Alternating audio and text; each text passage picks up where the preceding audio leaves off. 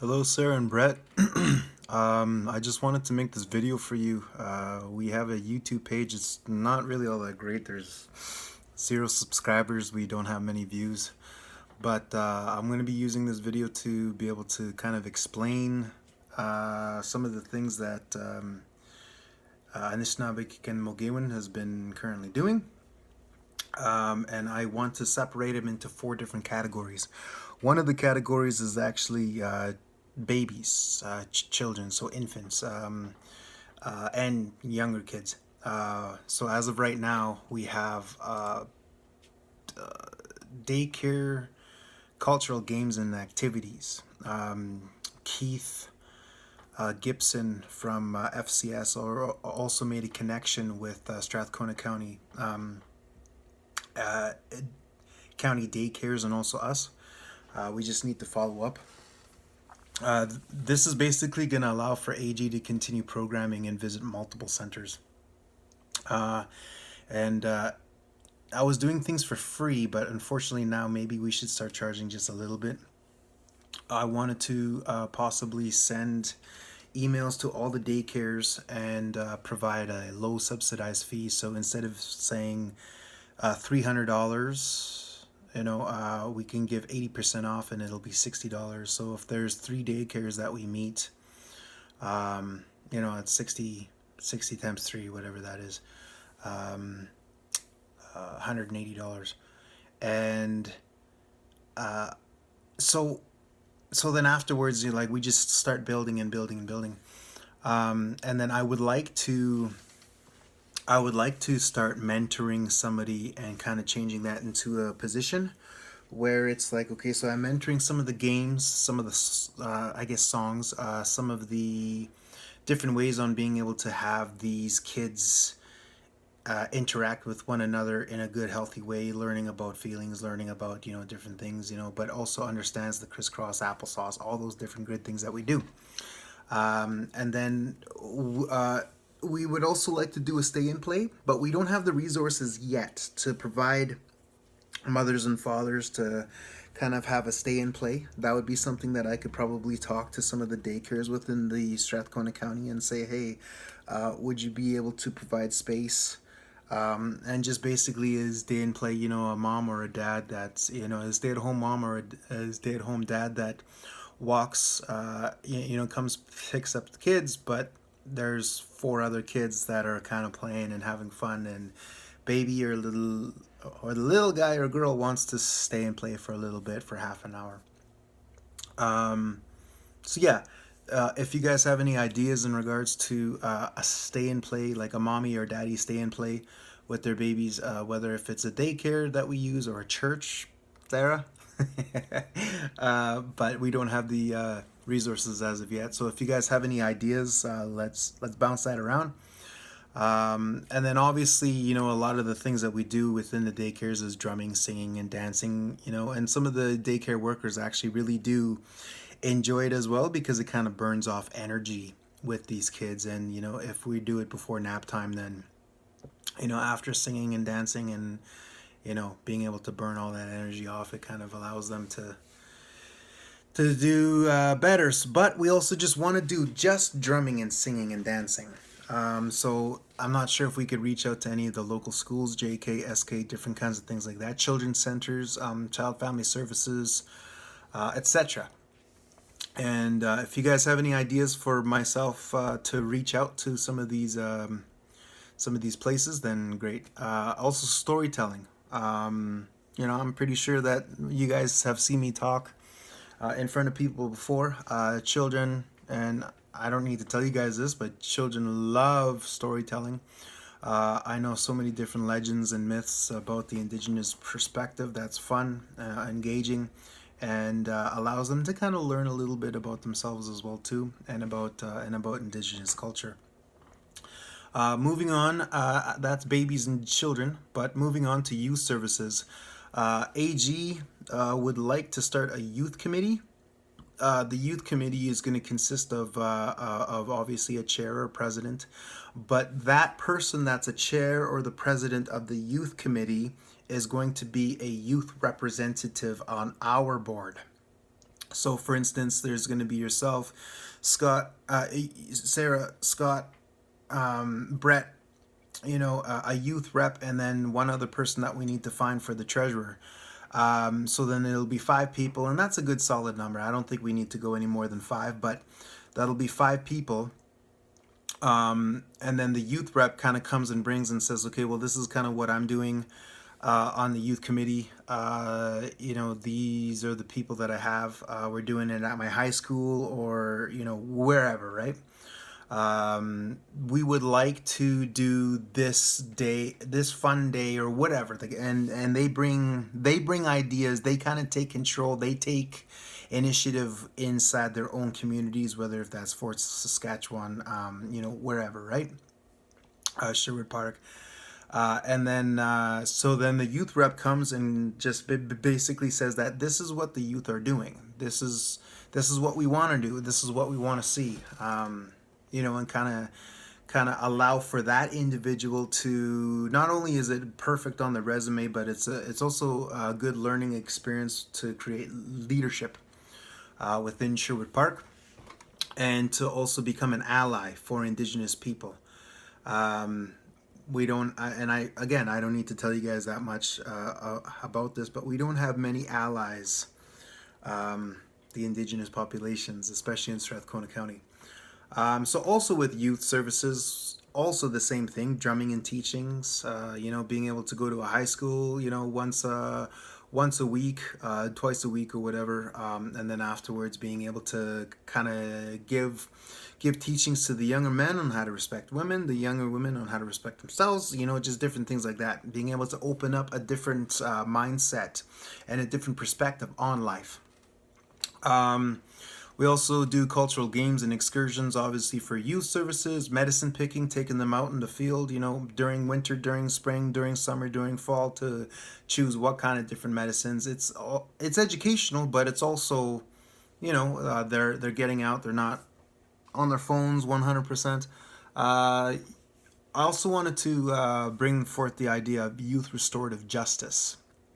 What that is basically some of the services for the young offenders to be able to kind of learn in a different way without having a youth record.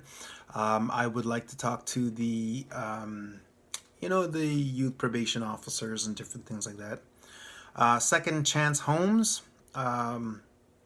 This is people who struggle with mental illnesses or addictions, or a lot of trauma, and they don't have any. I know, Sarah, that I've shared this with you. Brett, not so much. We haven't really discussed this, but we do have a place that I apologize, I can't tell you guys. I promised the kids that basically, like, they're going to be safe. That myself, like, I'm the only one that's able to really go there, bring food, bring stuff, but they're able to take care of themselves. I can't even share the town on where they're in, but it's a small town. It's a small town, and they live there, and I don't care about them smoking weed or anything like that. But just as long as there's no methamphetamines, just as long as and if they do decide to drink, because they are, like, I think the youngest just turned 18, so they can do what they want. But just as long as they're safe, and nobody's hurting them anymore. Okay, so moving on. It's also known as Miskilmikana, Red Road. There's currently 5 young people that are living inside that house. All different backgrounds, all different stories, horrific stories. But they're safe. For youth services, on a friendlier note and on a more happier note, is beating in Indigenous arts and crafts. Being able to kind of give that service on, making dream catchers, the story behind dream catchers, doing peyote stitch, just different things like that. Moving on to adult services, I would like to start having men's sharing circles slash healing circles. And there's a difference between a sharing circle and a healing circle. Healing circle is more of a ceremonial thing, as a sharing circle is, I would be able to mentor again somebody that would be able to do that as well. Find the ins and outs of what happens if somebody gets very upset, to, like just all the ins and outs of sharing circle. And I don't want to call it group therapy, because that's what Western society took what we do and changed it into what they think is, good for indigenous people or people. But at the end of the day, that's our ceremony, that's our knowledge, and I'd be able to teach somebody that as well. Also, women's sharing circles and healing circles. I would like to do this at different places, like a safe place. Yeah, a safe place, or Saffron Sexual Assault Center, or wherever. So we need to start making connections there. Obviously, sweat lodges, but that's to anybody, even including children. I've had day sweats where I've only used 5 stones, where little kids kind of come in or whatever with their moms or dads or whatever, and I keep the door open, and it's just basically a song here or there, and they kind of get used to the idea of what is this. This is a really cool experience, and then if they don't like it, sometimes the parents are like, "Do you want to come back?" Sometimes they're like, "Yeah." Sometimes they're like, "No." So at least it's open. Full moon ceremonies and skirt making for women. Medicine picking, obviously, for adults. There's a lot of healing when it comes to medicine picking. When you're out in the bush, when you're out with, people sometimes that you don't know, people you do know, it's a it's a good activity to do with people. Women's cultural retreats, men's cultural retreats, couples retreats. Couples retreats is something that I would like to charge. I don't know what, and maybe both of you can actually give me an idea as to how much that it would cost for a cultural retreat, even if it's like a weekend. Let's say, 4 times a year. And we invite 10 couples, 20 people, where we can do that, if we can scale it to, let's say, going to Banff or Jasper, different things like that. Them also learning a lot of the things, outdoor activity, talking with each other, communication skills, just different things like that. I don't want to call it therapy or counseling. It's basically going to be more an indigenous cultural perspective, using the traditional knowledge that I have. Also, for adults, second chance homes. We currently do not have a house for adults as of yet, but that's something that I would really like to do, where we're able to get a house, even if it's in a lower income area. And then our social worker, who isn't registered right now, the registered fell through, so we don't have a current registered social worker, but she's still a social worker, is able to kind of do intakes on being able to provide services on, okay, so you want to stay sober? Well, then we will write you a letter. You can move inside our house with the letter that we provide in regards to your health. You go to income support, you get the letter, you give the letter, and then you also give our banking information in terms of being able to say that I would like to have, move into this home. There's another agency that does this. It's called the Harmony House. They have like 5 Harmony houses. I don't want to see this as a cash grab, but in essence, it's pretty much a cash grab. There's an individual who's a little shady, actually, kind of slimy. What he does is that he writes the letter. He goes over to, he gets ex-prisoners to come inside the house. And then he writes the letter, and they're given $1,000 as a move-in.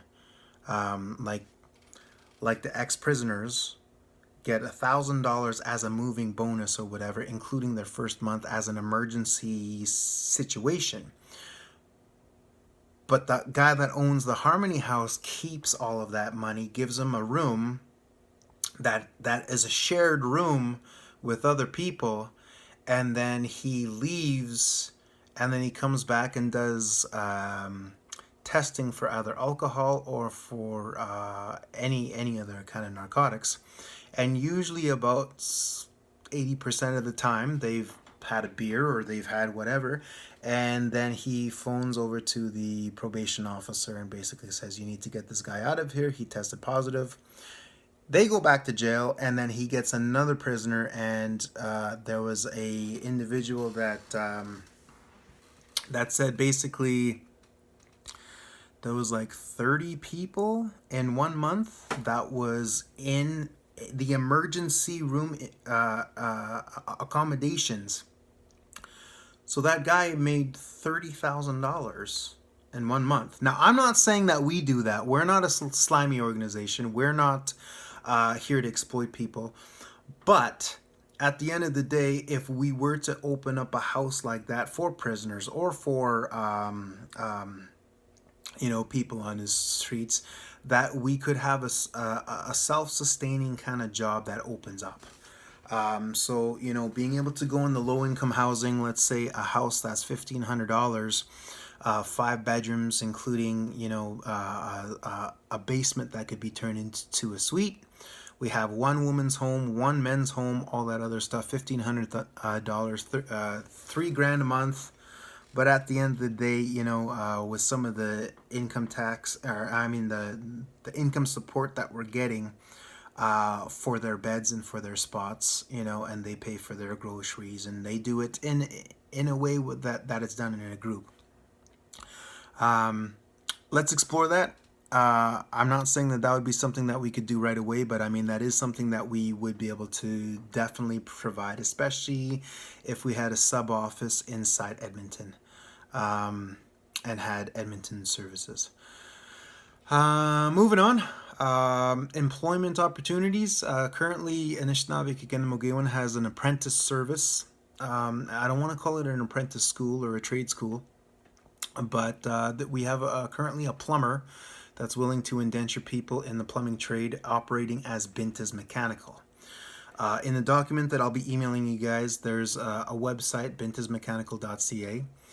In the next 3 years, we would like to have all trades, electrical, carpenter, HVAC, and hopefully being able to break barriers to some of the indigenous people, Métis people, Inuit people, to get indentured and start a career, as opposed to being a laborer for 10 years and not being able to have any opportunities. That kind of speaks for itself. I see it all the time. I have worked in the construction business for a long time, and I see it everywhere that I go, even myself. There's other people, I'll just say, other people who get all opportunities, and there could be a guy that worked on time every day for 10 years and all that other stuff and say, oh, I'm still a general laborer. Well, why were you overlooked as the new apprentice, or why were you overlooked as the new carpenter? And usually the answer is, I have no idea. I don't know. So with that being said, being able to have employment opportunities that way. Now this next part here is going to be something that I really need to talk to you guys about. It's educational opportunities. Obviously the trades, apprenticeship, what I just talked about, is a educational opportunity as well too. But Anishnawbe Giikeniwmogaywin would like to have credit hours towards either social work or Indigenous studies. And what we're going to be doing is for December 4th, 2nd and 3rd, so the travel day will be 1 to 4, 1 and 4, 2009 of this year, we have a list of 100 universities and colleges that we would like to invite for a 2-day Indigenous education seminar. So AG would like to present to program coordinators, service people, professors, assistant professors, and decision makers of these universities and colleges. Now, the cost of this seminar is going to be all inclusive. So if you're in Toronto, if you're in Vancouver, if you're over in Cape Breton, Prince Edward Island, whatever, um, that includes flight, that includes hotel, and it includes training. And basically, the cost for that is going to be $1,699.99 for the 4 days of hotel room, Sunday, Monday, Tuesday. I guess not. I guess 3 nights. But also for the flight as well too. And the reason why, and this might seem slimy or shady, but I don't think so. The reason why I want to do this is, one, for them to pay us, for us to pay the hotel, for us to pay the WestJet, is that we currently have WestJet dollars. So the more that we purchase WestJet dollars, the more that we can get our travel paid for in future things. So let's say, for instance, there's 30 people that come. That's, I'm just going off the top of my head, but that's 40, let's say 46, no, 30 people. Yeah, let's just say $40,000. I'm way off on my math there, but $40,000, 30 people are coming. They're from universities. They're here for the seminar. They're here to learn. They're, interested in what we're doing. All of their flights are paid for, but it's under our name that we do. So we just collected, let's say 200 WestJet dollars. Let's say in the next 2 months, we as an agency are invited over from Charity Village or whatever for board training. Then our WestJet dollars is able to pay for future stuff. Let's say it's down in Toronto. As opposed to us losing money, we gain WestJet dollars. The same for Radisson Hotel. We have a points card. So for every time somebody checks in, we swipe our Radisson card, we get our points, and again, the same concept. So again, if that's slimy or shady, I don't think it is. I think that that's, to have an all-inclusive. It also saves them time for them to be able to say, you know what, I need to book flights, I need to do this, I need to do that. Basically what happens is that they send us money, we give them an invoice, and then we say, okay, so when would you what time would you like to leave Toronto or whatever. So I hope that makes sense. So it's $1,699.99 per person. But if they decide to bring two representatives from the university, let's say the University of Toronto or whatever, it'd be $2,719.98. So it's not two-person times two. They kind of doing a little bit of savings.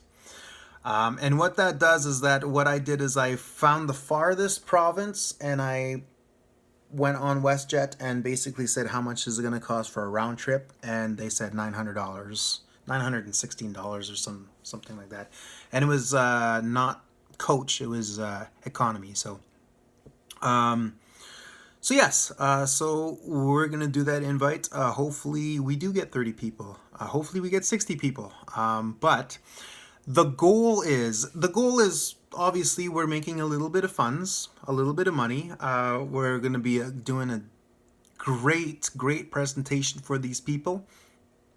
They're gonna go back with something, but the goal here is to see if any of these universities or colleges will see the value in what we do and what we teach and what we share. And what does it say here? Hopefully they would like to partner with AG as a way of getting future students to utilize our services as credit hours towards a diploma or a degree. So let's say, for instance, the University of Manitoba, has a Indigenous social work program. We invite them. One of the assistant professors goes back and says, listen, like the stuff that we learned over in Edmonton, was amazing. It was a great experience. We think that they're looking for, that agency, AG, is looking for a university to partner with. Why don't we twice a year bring the ED of AG to come and do a class for, let's say, 2 days, the same amount that the seminar took. And for future potential students, if they want to come and do what they have to do, it's towards a practicum, or it's towards a credit hours towards Indigenous studies, or whatever the case may be. And then just kind of continue doing that work and doing the educational piece as well. I think that would be a good partnership to have, is with some of the universities, and who knows, maybe that would be something that would be considered an ongoing partnership, not just with one, maybe two, maybe three. Who knows? Maybe it would be a full-time position within itself. Moving on. Okay, so that's children, babies, youth, adults, and now moving on to senior citizens. We don't have much programming for senior citizens. I would like to get some ideas off of you guys as well, to see if we can do some sort of senior citizens programming within Strathcona County. But so far what we have, the ideas, because we don't have access to any of these resources yet, is movement and motion services. So free service for aquatics, finding a community pool or whatever the case may be, being able to ask for some of the senior citizens to come and be involved, and kind of doing some slow movement. And I know people are doing that, but I believe that they're charging. And what we want to do is being able to do for the senior citizens free, to have a free service. In the Indigenous culture, people that are older need to be regarded with a lot of respect, so we don't want to charge people. Unless somebody is able to fund that, and then that, again, knowledge sharing circles. I want this to be something different than a healing circle, or a sharing circle about themselves. I want the senior citizens, whether if you're white, East Indian, Asian, Native, whatever the case may be, Black, for them to share the knowledge of their life. Imagine 80 to 90 years experience here on Mother Earth, some of the things that you've learned. And being able to share the knowledge over tea and coffee, and a light snack. Not only is that something that we could use as a promotional thing, but being able to record as well too, and share with the youth, share with adults, share with whatever, and make an AG video on our YouTube channel, on our LinkedIn, on our just so many different things that we could do with that, especially with knowledge of people that have been here on this earth for a long time. Recreational activities, whatever that looks like. Volunteer opportunities. I would love to utilize the senior citizens in Strathcona County on some of the things that we do as a volunteer. They're a part of something. They're helping the community, helping youth, different things. And I'd like to do seniors, hot drink, and bingos. So that's pretty much all the services that we have. This is the video basically for all the programming and services. There is a lot more that I wanted to go through, but that's going to be good for on the telephone. And I will be emailing you guys this video with also all the list of services from the 4 different stages of life that we have. So I wanted this to be 10 minutes, but it seems to be going up to half an hour. I look forward to our meeting tonight. Bye.